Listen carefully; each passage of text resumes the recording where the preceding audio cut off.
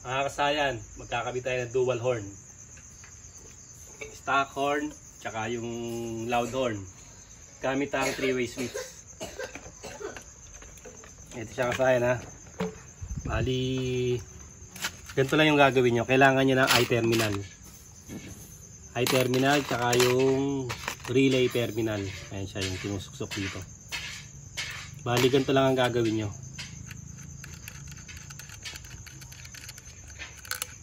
Isang I-terminal tsaka yung relay terminal. Ito na siya ha. Pag nilagay niyo siya rito, automatic, ito na yung pinaka niya. Yung kanyang pinaka body ground. Yan siya. Dito natin siya ipupwesto. XRM antenna ang model natin ha. Dual horn. Bali ang unang gagawin natin, ipupwesto muna natin yung busina. Ito siya ha. Ipupwesto natin. Ganito lang yung gagawin nyo ha. I-terminal tsaka relay terminal.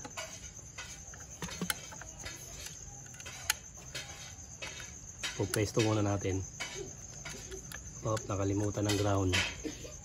Ito, papasok na natin yan dito.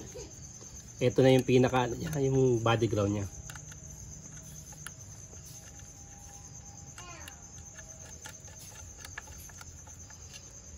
Ngayon, siyempre, kailangan nating i-test yan. Kung tama ba yung kinuha na natin ng body ground. Kailangan sigurado tayo dyan. Hindi pwedeng basta lang maglalagay.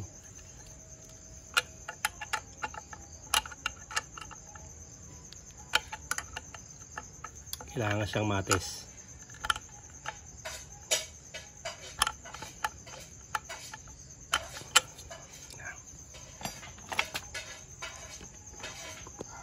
Lagay lang natin sa positive.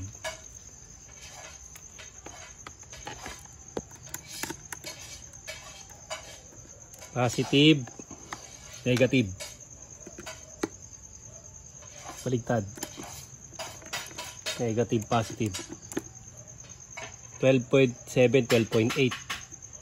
Tapos ngayon, lalagay natin to sa paglalagay natin ng ng ground ng busina. Ito siya. Tingnan mo na ngayon. 12.7, 12.8. Parehas sila. Parehas ang supply. Ibig sabihin okay. Okay yung pinag-anawa natin. Tapos, ganoon din sa kabila. Ito yung isang relay natin.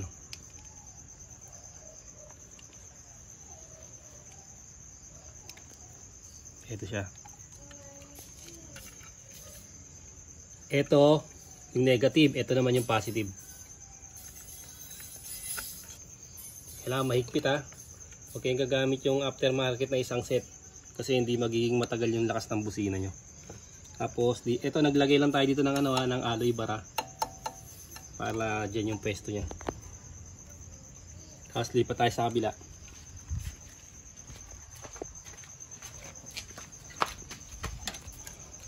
Ganun din yung isa, ito na yung natin oh. Ito na siya nakalagay. Paglagay natin dito, hindi na tayo mag-ano kasi ito na oh. Bakal na yung didikit kaya hindi na tayo magwawaser. Sa iba hindi ganito kaya nagwawaser tayo.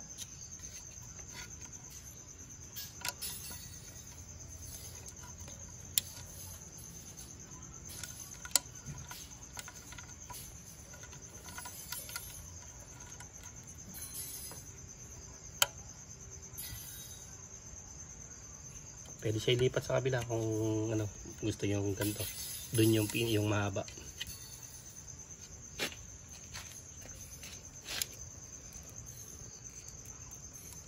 Kailangan higpitan nyo lang siya mabuti.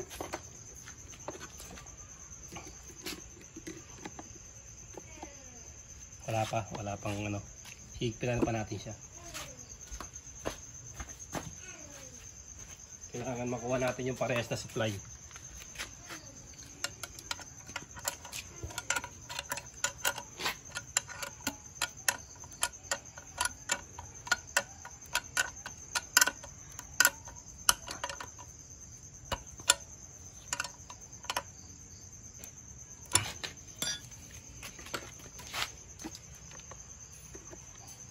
Tignan nyo sa akin ha.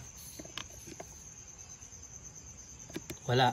Mahina yung mahina yung supply niya ron. Mahina yung supply. Hindi siya umaabot ng ganong Ibig sabihin,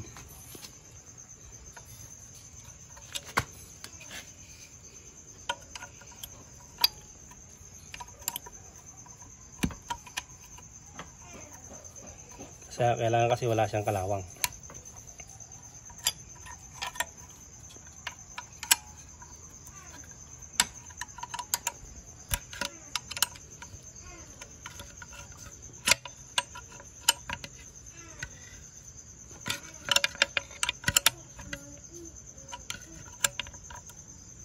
Pag may kalawang, hindi ka agad siya mag-ano, hindi makakakuha ng magandang supply.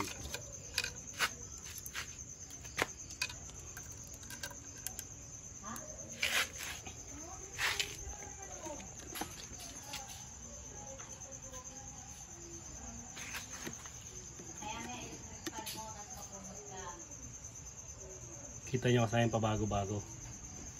Isa pa.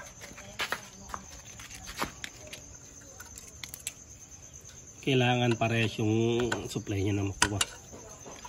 Kasi hindi magiging malakas yan. Pagka isa lang malakas, yung isa mahina.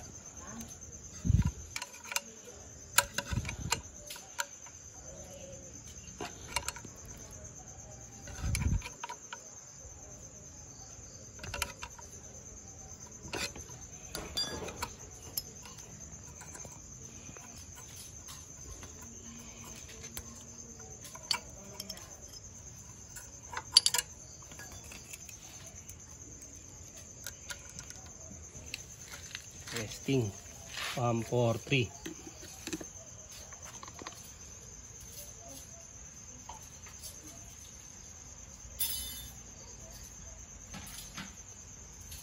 Kasayan mababa.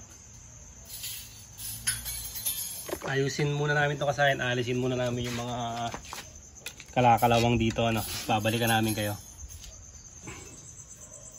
Bali kasayan, hindi maganda yung body ground nya. Dahil pabago-bago, kita nyo naman yung reading, pabago-bago. Ang gagawin natin, lalagay na lang tayo ng iba.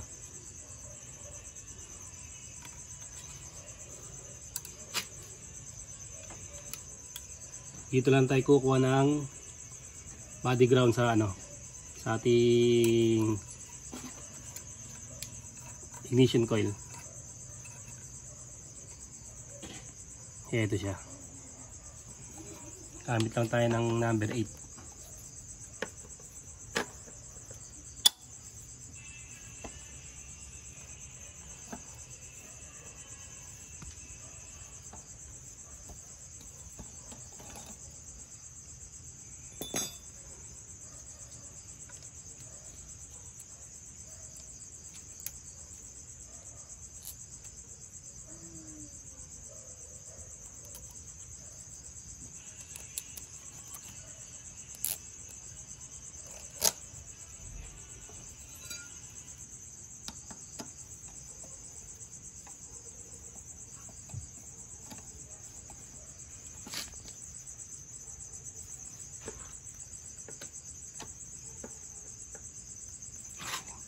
Okay, tignan natin.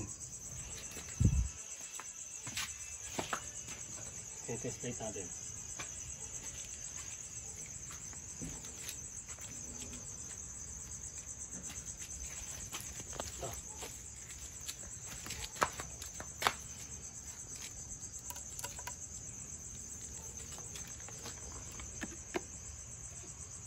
Okay na, 12.7, 12.8. Steady na siya, hindi gagaya kanina. Kita niyo naman, talagang bumababa. Tapos dito naman tayo sa kabila.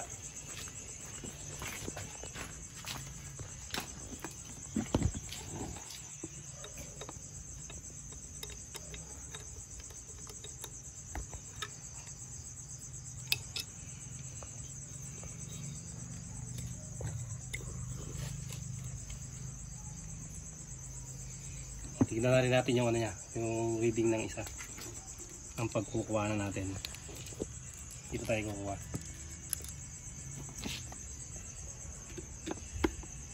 Ilan?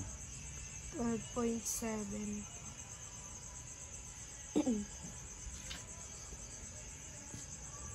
12.7.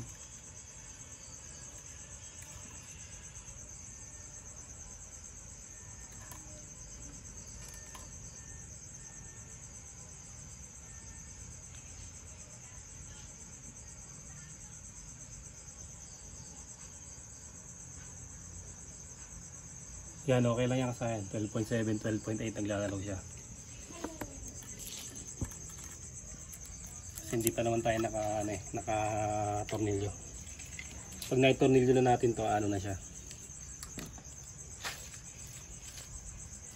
Yan ba sa kabila yung mga wire natin? Ay, isang maliit. Ito, ganun din, oh. Hugutin lang natin siya, ha. Tapos, talagay din natin siya rito.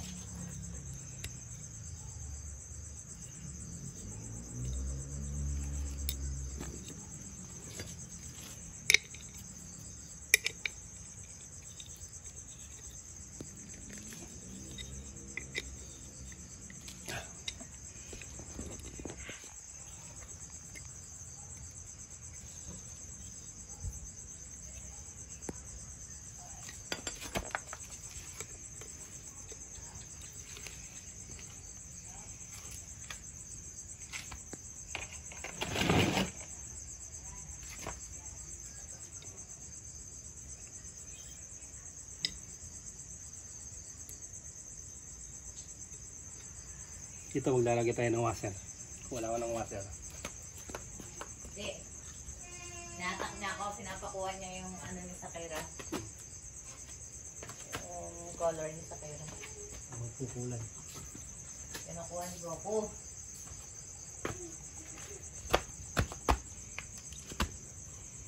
Lalagay tayo washer dito. Para mas malakas ang kanyang ground.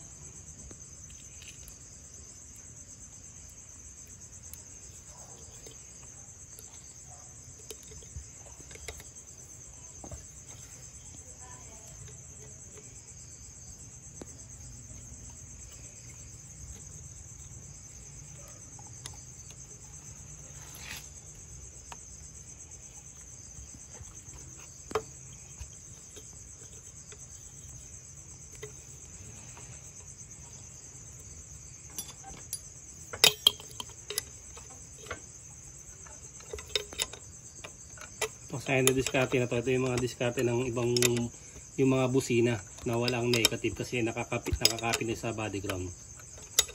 Kaya ang ano, positive na lang ang winawiring. Kadalasan sa mga sakyan.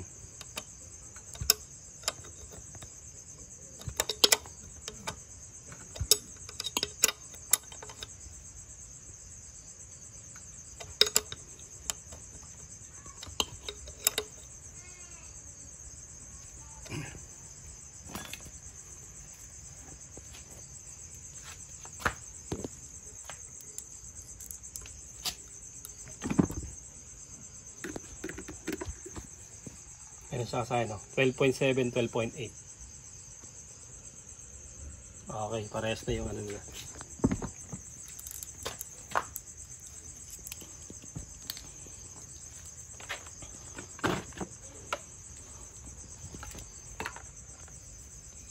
Tapos, ito na ang kanilang mga positive. Ito yung positive.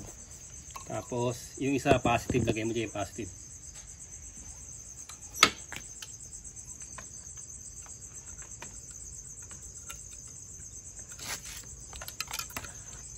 Suksok mo na.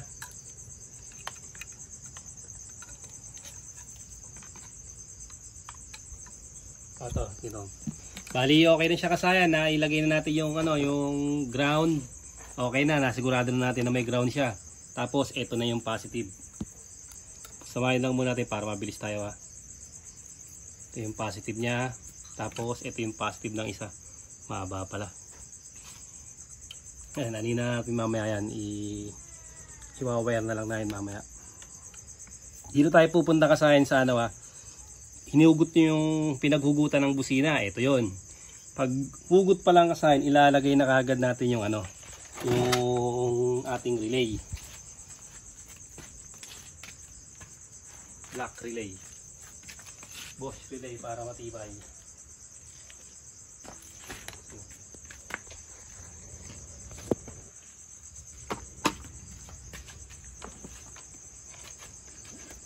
Ito.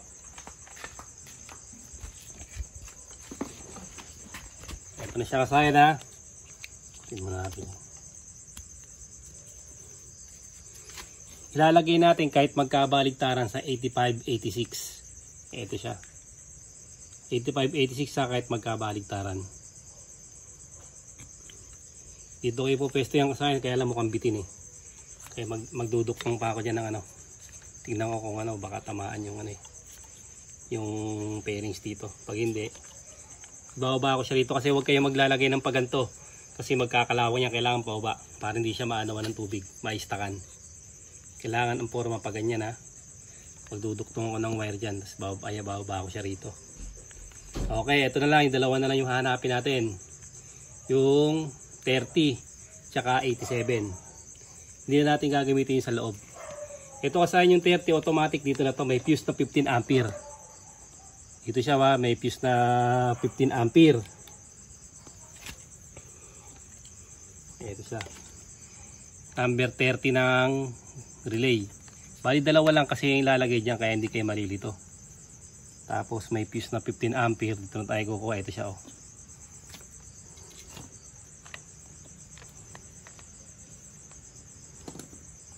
Ano lang natin para mas mabilis lang tayo. Yan siya ha. Tapos itong number 87, kailangan nating malaman kung ano ang common dito. Ganito lang gagawin nyo ha, para malaman nyo ano yung common. Ito, gagamitin muna natin itong ano na to. Itong wire na to. Ito siya, para hanapin natin yung common.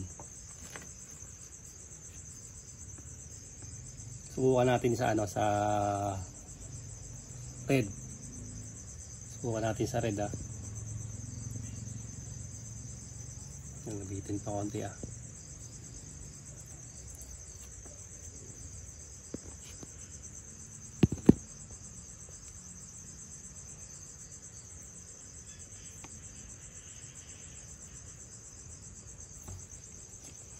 Lalagay nyo rin sa negative.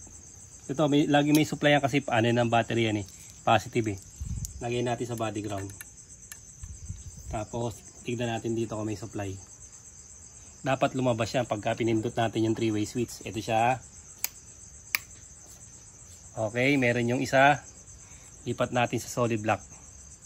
Dapat magkakaroon din yung isa na yan.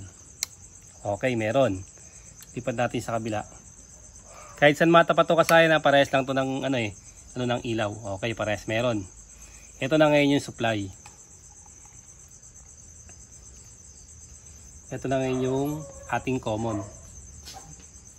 Diyan natin nilalagay yung number 87 ng ano. Yung 87 ng relay. Ito siya ha, tingnan nyo ha, kumpleto na. Lalagyan na natin yung 87 dito.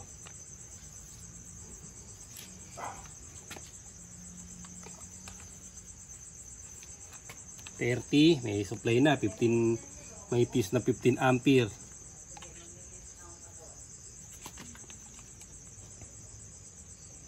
Ito siya ha. Yan yung kasahin ha. Lalagyan natin yung supply. Para lang tayo naglalagay dito ng mini driving light. High and low o stock loud horn. Ganun siya. Tapos kukunin natin yung positive ng ano. Ito positive ng busina. Isang positive ng busina, lalagay natin dyan.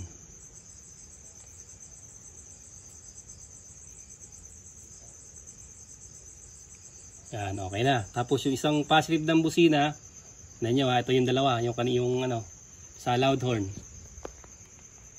Ito naman yung sa loud horn. Ayusin na namin yung kasayan para mas mabilis lang tayo. Wag lang madidikit sa ano, ground kasi puputok yung ano niya. Yan siya. Tapos kasayan, pwede na natin i-testing.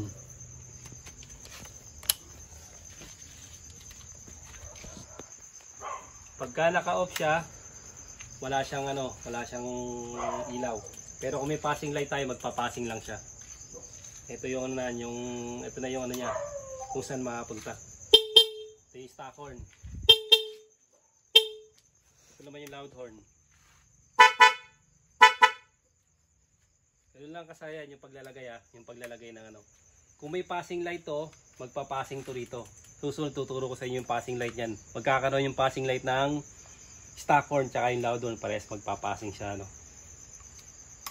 Stock horn, loud horn. Ito kasi no, konting mabilis na ano lang, mabilis na review. Sa body ground lang yung ano natin ha, yung ano ng busina. Nasa body ground lang siya, ayan no. Tapos ganun din dito. Yung isa wala tayong nakuwang ano, kaya nilagay natin sa body ground. Yung ano ng busina. Tapos pinagsama natin yung positive. Ilalagay natin sa high and low. Kumbaga sa mini driving light, high and low. Stock horn, loud horn. Kahit alin siya mapunta, walang problema. Sa selector lang kayo mamimili. Ito. Kasi ang re-relay mo lang dalawa. Yung isa, diretso ng battery, positive na may fuse na 15 ampere. Yung isa naman diretso sa selector ng ng three-way switch sa common. Ayun siya. Tapos positive ng loud horn, dalawa, positive ng stock horn. Ganun lang kasayan Isa pa kasayan kahit gabi na. Kaya ako hindi masyadong dinidiin mabuti. Ayan paan lang siya. Kumbaga pagka nilagyan natin ng passing lang yan. Kaya wala siya. Stock horn, loud horn. Hanggang dito lang mga kasayan. Salamat sa panunod.